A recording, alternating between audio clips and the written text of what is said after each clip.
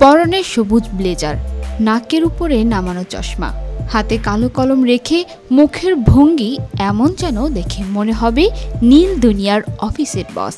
না, এটা আমাদের কথা না, এটা নেটিজেনদের কথা। আকর্ষণীয়ভাবে আপনার দিকে তাকিয়ে থাকা মেয়েটিকে দেখে আপনি ড্যানি ড্যানিয়েলস বা অন্য কারোকে ভাবলে ভুল হবে। মেয়েটি আমাদের বাংলাদেশি নাটকের ছোট পর্দার নায়িকা সামিরা খান মাহি। বিতর্ক যেন কোনোভাবেই পিছু ছাড়ছে না সামিরা খান মাহির। সম্প্রতি চশমা পরা ফরমাল পোশাকে হাতে কালো কলম নিয়ে আবেদনময়ী লুকে দেখা গেল ছোট পর্দার সামিরা খান মাহিকে, যা সোশ্যাল মিডিয়ায় রীতিমতো ভাইরাল হয়েছে।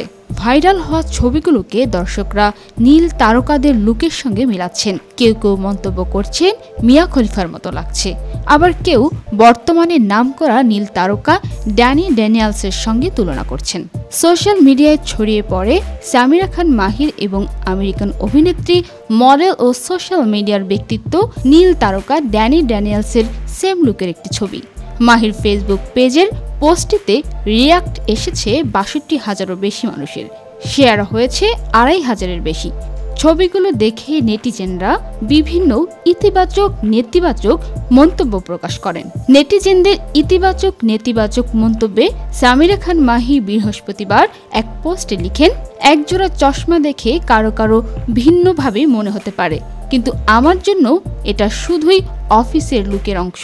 সবশেষে মাহি লিখেন, প্রতিটি পোশাক বা ভঙ্গিকে অপ্রাসঙ্গিকভাবে দেখার প্রয়োজন নেই, স্টাইলকে তার মতো করেই উপভোগ করা উচিত।